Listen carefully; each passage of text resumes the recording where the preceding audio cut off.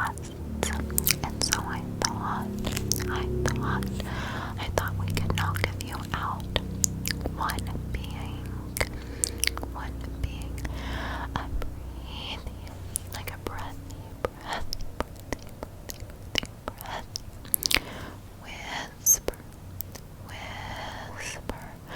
which means that it will be more close and slow and slow and slow and slow. If you like that, then I hope that you enjoy. So I will be doing a little bit of that. And then I thought that we could do a little bit of reading from this book that we were reading a few months ago.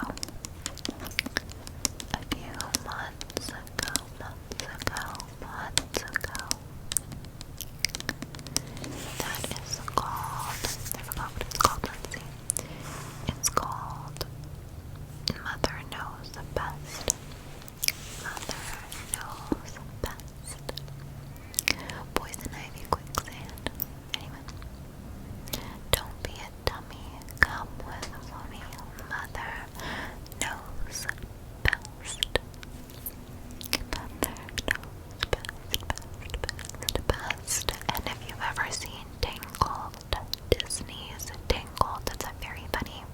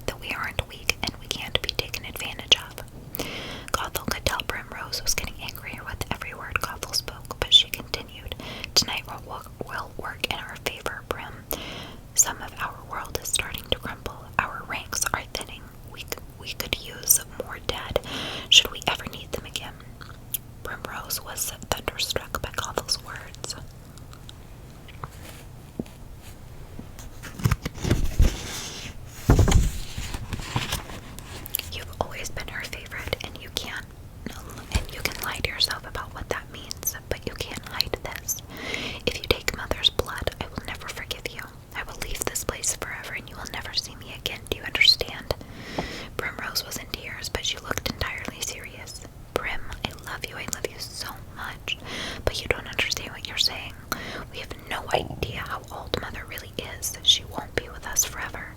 She can live as long as she wants. She doesn't have to die if she doesn't want to. You heard her. It would be her choice to go into the mist and primrose. What if something happens to her before she's ready to move on? How would I heal her without knowing her magic? Besides, you know one day she will be too tired to stay in this world. She will want to move on just like her mother before her, and her mother before her, and like every other witch of our blood before them. It's our duty to take a place, to make sure our family's magic lives on forever. She passes into the midst. We have to stay here and protect our forest and uphold our traditions. You've known this. Primrose shook her head. Not this way, Gothel. I won't be part of killing innocent people. I will never be okay with killing children, and I will never forgive you if you do this. Gothel felt as if her heart was being ripped out. Her mother had finally agreed to share her magic with her, and her sister was forcing her to make an impossible choice. She sighed and said, "You know you mean more to me than Mother's magic. Please don't make me choose." Primrose said nothing.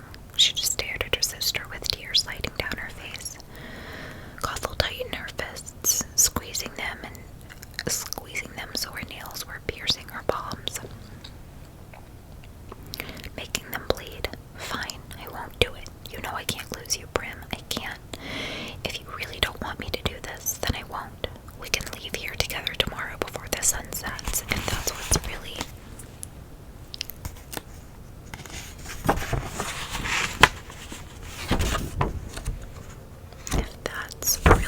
If that's really what Hazel seemed to be thinking it before, Hazel seemed to be thinking it over before responding. Finally, she said, "I think I understand. We have to do it. It's our obligation. It's our obligation and birthright. I've spent so many years upset with Mother because I thought she was selfishly keeping her magic from us. I was ready to leave this place for fear of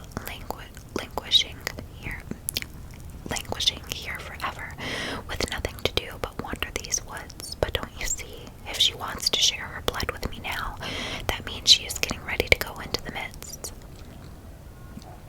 It means she's ready to move on and wants us to have her knowledge before she goes. Gothel, what are you doing this to protect us like you said? Gothel, are you doing this to protect us like you said, or are you doing it for the power?" Gothel watched her sister walk out of the room before responding quietly. "Oh, Hazel, what would you think of me if I said I was doing it for both reasons?" Chapter 3. Together Forever. Gothel's room was filled with her hazy, grayish blue light that always accompanied sunrise in the deadwoods. Gothel pulled a red velvet duvet up around her chin, feeling a slight chill. She was reluctant to greet the day and her face her sister Primrose. But when she focused and really looked up and looked about, she realized she probably shouldn't be so worried. Her room was filled with red paper hearts hung from her 4 posts of her bed and strung from the beams on the ceilings.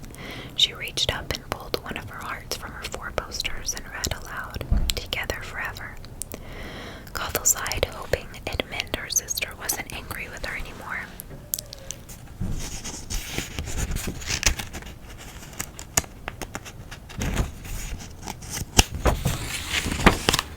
She stood in her room, just looking at the gray stone walls and magnificent view of the woods from her window, realizing how much she loved that house. For all her talk of leaving the dead woods, she realized in that moment she didn't really want to. She left her home, even if it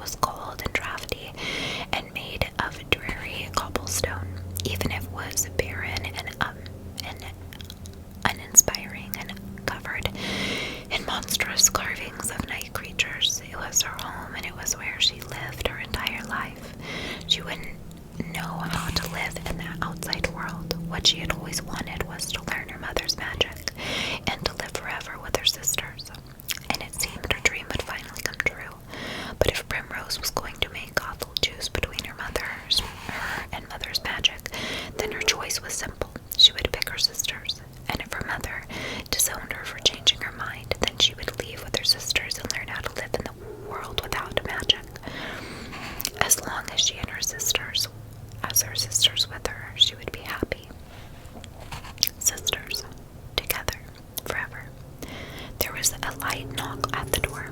"Come in," called Gothel.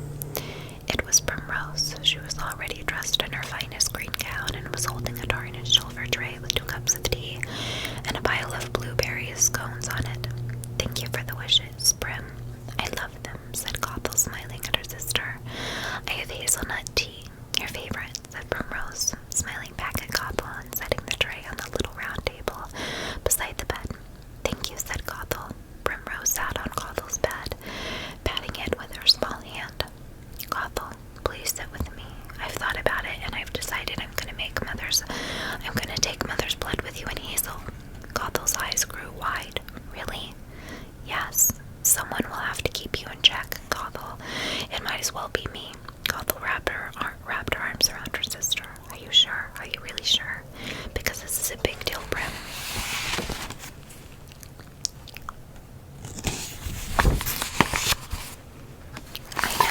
I know, but you and Hazel are right, of course. I've always known the stories. Ever since we were little, we've known who our mother is. But I think somehow, I don't know, I think I managed to turn it into some sort of fairy tale. Yes, I understand. I've seen Mother use her magic like that before. Somehow I was able to tell myself these stories and our histories weren't real. I understand, Prim. But can I say I think I'm worried about her? Something within her has changed. Something isn't quite right. I wish you and Hazel wouldn't fret over Mother so much, Gothel. She will be with us for at least another 100 years. I hope so. It could take that long to teach us everything she knows. Primrose stood from the bed and went to Gothel's closet and pulled out a dark burgundy velvet dress and black velvet cloak. "Here, I think you should wear this. Hazel is wearing her silver. You won't want to be the only sister who isn't dressed for the occasion."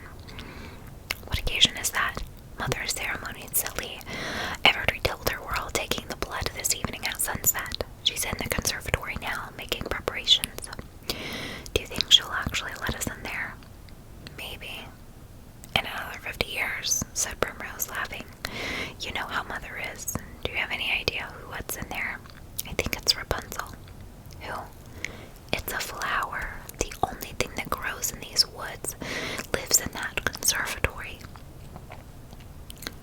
"How do you know all of this?" asked Primrose. "I've been reading Mother's journals for years.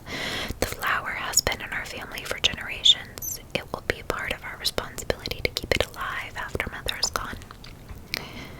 "You're so weird, Gothel." Gothel flinched. "Weird? Why?"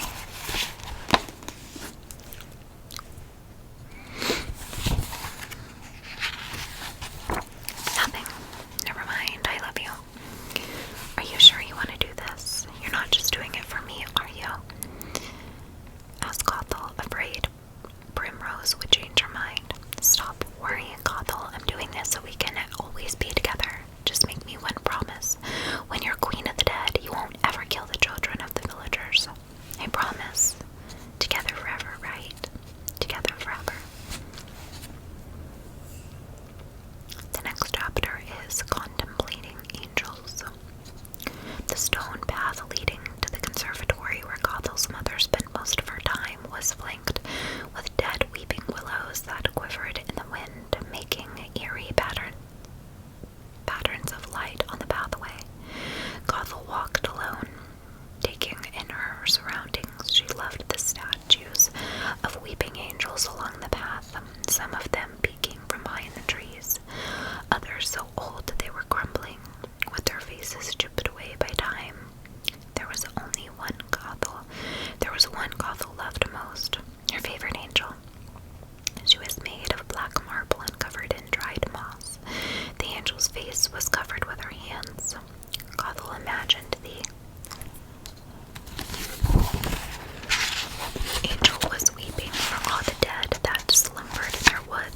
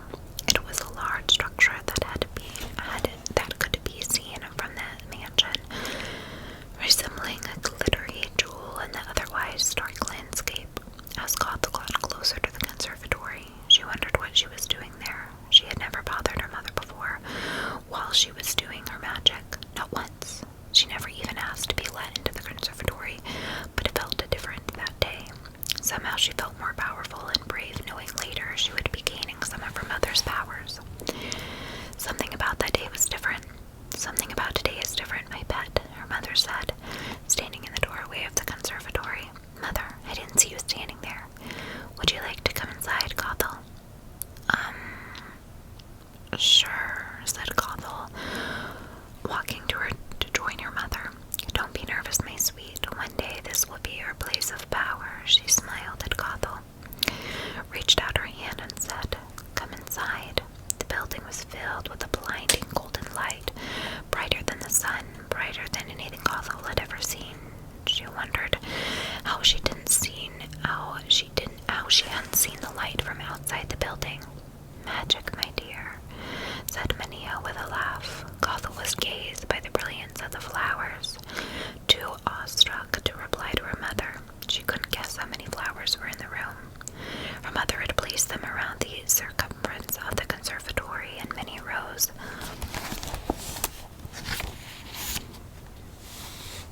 and benches resembling seats in an amphitheater. The entire room is filled with the flowers, except at the very center, which had some magical markings painted on the floor, and a small wooden table with some of her mother's magical items on it. The light of Rapunzel's flowers was glowing more brightly than the light coming from the numerous lanterns her mother had hung on large iron hooks around the room. The sight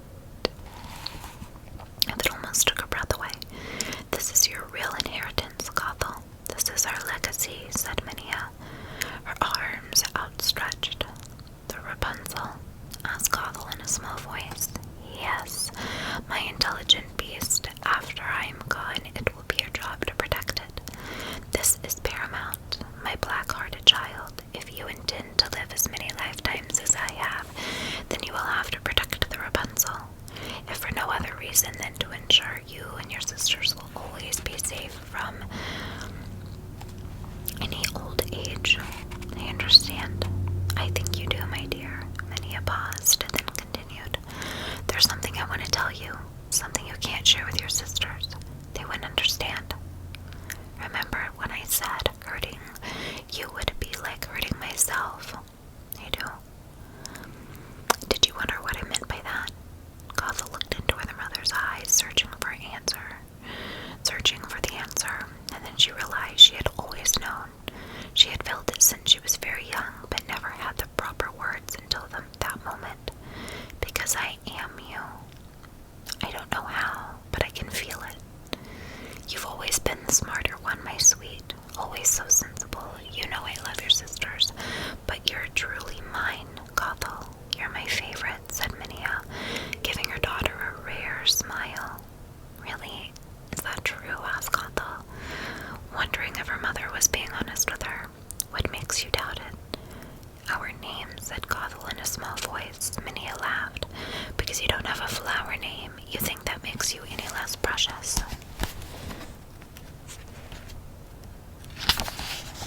To me, it makes you unique, Gothel. It makes you special. Now go. I have much to prepare before our ceremony later tonight. Mother, you're not planning to go into the midst anytime soon, are you? No, dear. I have a lot to teach you before I do. Does that disappoint you?